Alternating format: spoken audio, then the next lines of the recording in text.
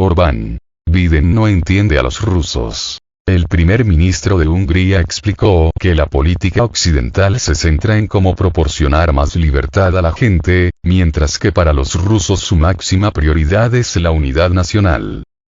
La administración del presidente de Estados Unidos, Joe Biden, malinterpreta a los rusos y espera que las sanciones económicas y otras circunstancias relacionadas con el conflicto en Ucrania erosionen el apoyo al presidente de Rusia, Vladimir Putin, declaró este miércoles el primer ministro de Hungría, Viktor Orbán, en una entrevista con Tucker Carlson, expresentador de Fox News. Ellos probablemente malinterpretan a los rusos, dijo el primer ministro. Entender a los rusos es algo difícil, sobre todo cuando hay un océano entre Rusia y tú, agregó. Según Orbán, la política occidental se centra en cómo proporcionar más libertad a la gente, mientras que para los rusos su mayor prioridad es la unidad nacional. Esto crea una especie de enfoque militar, siempre sobre seguridad, protección, zona tampón y enfoques geopolíticos, señaló. Tenemos que entender que no podemos ganarles con la estrategia actual. Es imposible.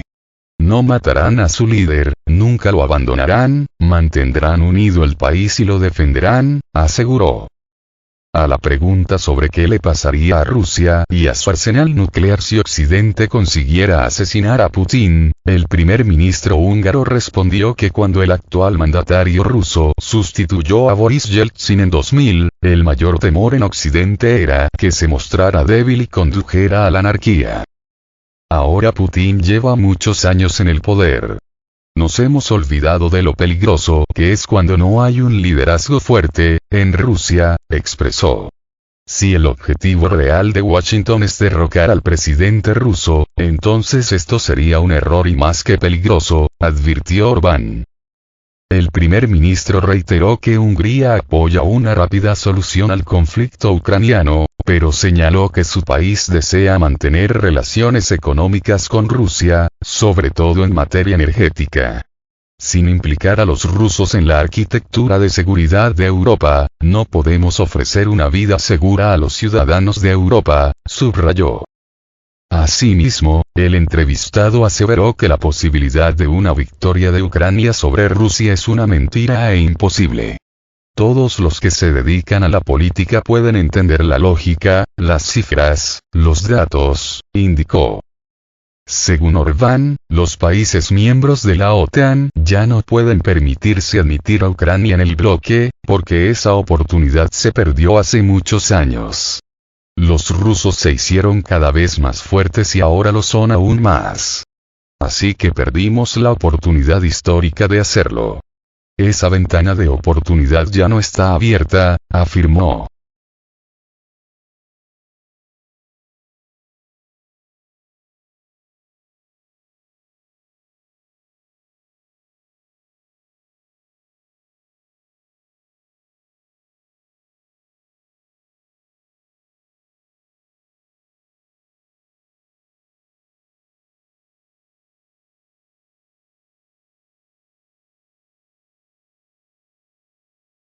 Zelensky quería obtener 160 cazas F-16, pero no podrá obtener más de 100 aviones de combate.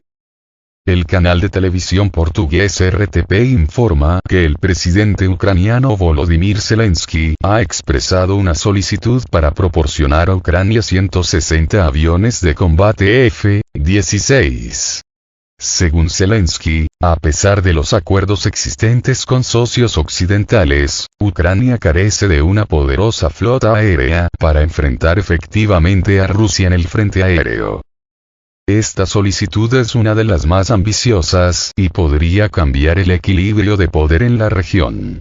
El F-16 es un caza polivalente de un solo asiento que puede realizar una variedad de tareas, desde interceptar aviones hasta atacar objetivos terrestres. Necesitamos una flota aérea que no le dé a Rusia la oportunidad de dominar el cielo, enfatizó Zelensky. Sin embargo, A pesar de la solicitud de Zelensky, nadie transferirá 160 casas de este tipo a Ucrania. Sin embargo, por el momento se conoce sobre los planes de los Países Bajos y Dinamarca para enviar 51 casas F-16 a Kiev. Noruega puede suministrar hasta 24 casas de este tipo a Ucrania. Sin embargo, tampoco se excluyen las entregas de aviones de combate de los Estados Unidos, lo que en total puede dar a la Fuerza Aérea de Ucrania hasta 100 aviones de combate de este tipo.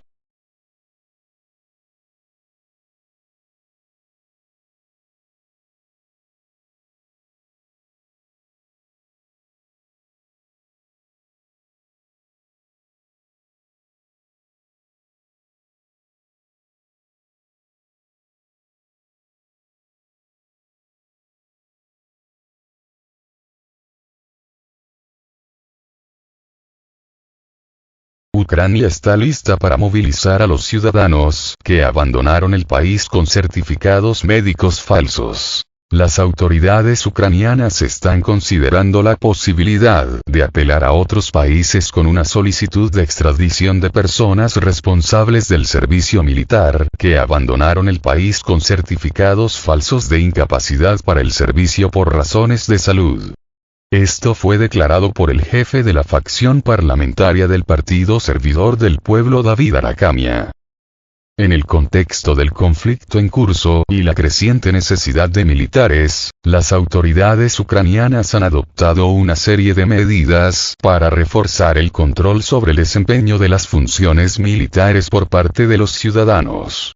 Sin embargo, a pesar del endurecimiento de las penas por evasión del servicio, sigue habiendo casos en que las personas sujetas al servicio militar, en un esfuerzo por evitar el reclutamiento, recurren a la falsificación de certificados médicos. David Arakhamia enfatizó que este paso es parte de la estrategia más amplia del gobierno para combatir la evasión militar. Necesitamos asegurarnos de que aquellos que intentan evadir su deber con el país sean conscientes de la gravedad de las consecuencias de sus acciones, dijo. Los expertos señalan que la apelación de extradición puede enfrentar una serie de problemas.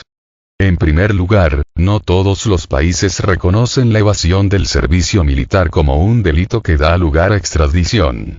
En segundo lugar, el proceso de extradición puede ser largo y costoso, en cuyo caso es poco probable que Kiev sea tenido en cuenta en Occidente.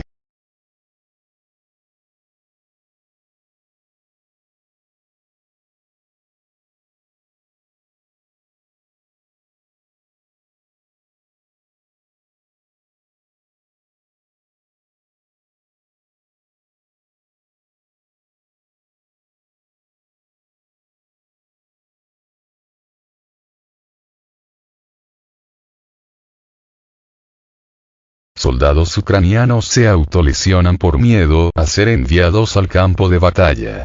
Los casos de disparos autoinfligidos se han hecho más frecuentes entre los militares ucranianos que temen ser enviados a las zonas más calientes del campo de batalla, declaró a Sputnik una fuente. Esto sucede al tiempo que Kiev lleva 2 meses de contraofensiva sin alcanzar los objetivos planeados. En las unidades ucranianas que se encuentran en la región de Kupiansk, hay casos de disparos autoinfligidos y otras heridas autoinfligidas entre militares para que sean enviados a los hospitales de las zonas de retaguardia, señala la fuente.